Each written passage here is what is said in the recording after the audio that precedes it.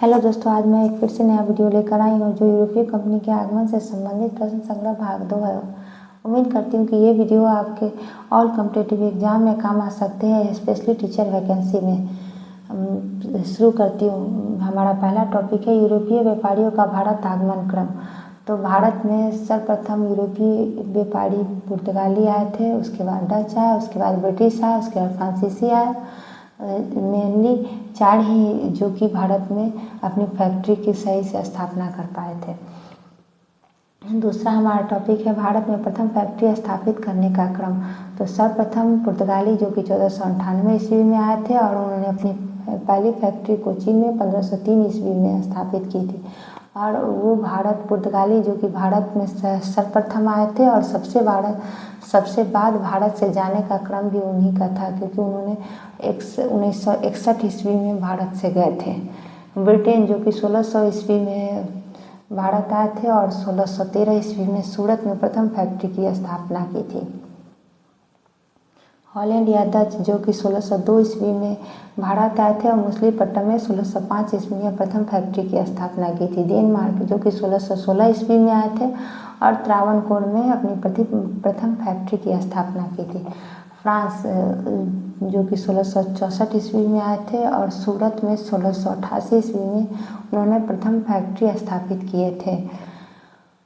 France जो कि सबसे बाद में आए थे। अगला हमारा क्वेश्चन है, फ्रांसीसी कंपनी की स्थापना किसके कार्यकाल में की गई थी?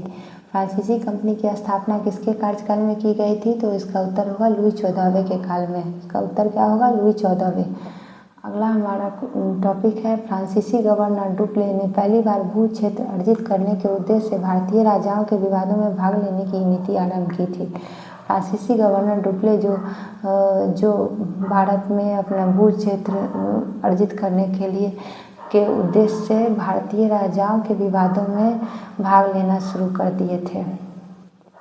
अगला हमारा क्वेश्चन है कि वांडीवास का युद्ध 1760 ईस्वी में किसने किसको पराजित किया था? वांडीवास का युद्ध जो कि 1760 ईस्वी में हुआ था, किसने किसको पराजित किया था? अंग्रेज ने फ्रांस को पराजित किया था। कर्नाटक युद्ध जो कि अंग्रेज और फ्रांस के मध्य लड़ा गया था। प्रथम कर्नाटक युद्ध 1746 ईस्वी से 1748 ईस्वी में हुआ था। इस युद्ध का प्रमुख कारण क्या था? तो इस युद्ध का प्रमुख कारण ऑस्ट्रिया के उत्तराधिकार का युद्ध था। और द्वितीय कर्नाटक युद्ध जो कि 1749 ईस्वी से 1754 ईस्वी में हुआ था और इस युद्ध का प्रमुख कारण कर्नाटक के उत्तराधिकार का युद्ध था। तृतीय कर्नाटक युद्ध जो कि 1756 ईस्वी से 1763 ईस्वी में हुआ था और इस युद्ध का तृतीय कर्नाटक युद्ध का परिणाम शतवर्षीय युद्ध एवं औपनिवेशिक कारण था। अब हम बात करते हैं इस युद्ध का अंत कैसे हुआ, इसका क्या परिणाम हुआ। तो प्रथम कर्नाटक युद्ध जो कि 1746-47 ईस्वी में हुआ था, इस युद्ध का अंत एक लास्ट से एप्पल की संधि 1748 ईस्वी में हुआ था। उसका परिणाम अनिर्णित रहा। इस युद्ध का परिणाम अनिर्णित रहा। द्वितीय कर्नाटक युद्ध जो कि 1749 से 54 ईस्वी में हुआ था और इसका अंत पांडिचेरी की संधि जो कि 1765 ईस्वी में हुआ था। इस युद्ध का परिणाम यही हुआ कि ब्रिटेन मजबूत स्थिति में हो गया। तृतीय कर्नाटक युद्ध जो कि 1756 से 63 ईस्वी में हुआ था और इस युद्ध का अंत पेरिस की संधि के साथ हुआ था। पेरिस की संधि 1763 ईस्वी में हुआ था और इस युद्ध का परिणाम यह हुआ कि फ्रांस की पराजय हो गई।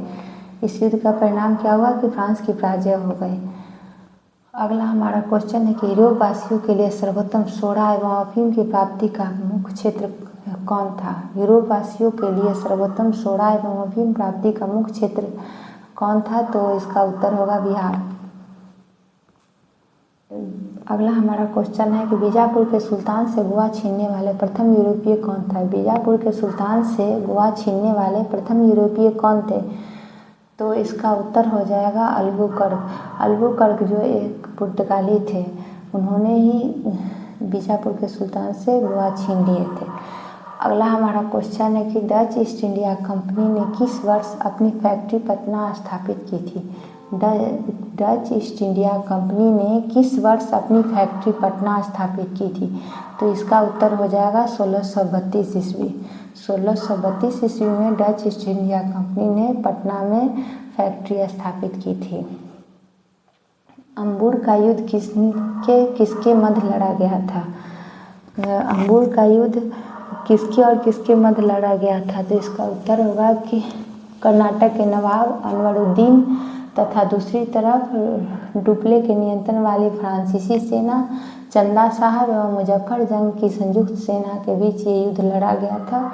इसमें अनवरुद्दीन की पराजय, जो कि कर्नाटक का नवाब था, उसकी पराजय हो गई थी। अगला हमारा क्वेश्चन है कि अंग्रेजी शासन काल में भारत में कौन सा क्षेत्र अफीम उत्पादन के लिए प्रसिद्ध था? अंग्रेजी शासन काल में भारत में कौन सा क्षेत्र अफीम उत्पादन के लिए प्रसिद्ध था? तो इसका उत्तर हो जाएगा बिहार। अंग्रेजी शासन काल में भारत में कौन सा क्षेत्र अफीम उत्पादन के लिए प्रसिद्ध था? तो इसका उत्तर हो जाएगा बिहार। अगला हमारा टॉपिक है कि किन किन स्थानों पर डचों ने अपने व्यापारिक अड्डे स्थापित किए थे? किन किन स्थानों पर डचों ने अपने व्यापारिक अड्डे स्थापित किए थे? तो इसका उत्तर हो जाएगा कि भारत ने डचों द्वारा स्थापित प्रमुख व्यापारिक केंद्र नागपट्टनम, चिंसूरा, मछलीपट्टनम, सूरत, भरूच, आगरा, कोचीन, अहमदाबाद तथा पटना था। पटना में डच ईस्ट इंडिया कंपनी की स्थापना 1632 ईस्वी में की गई थी। अगला हमारा टॉपिक है कि भारत में अंग्रेजों की सफलता का क्या कारण थे? भारत में अंग्रेजों की सफलता का क्या कारण थे? इसके कई कारण थे। भारत में अंग्रेजों की सफलता के कई कारण थे।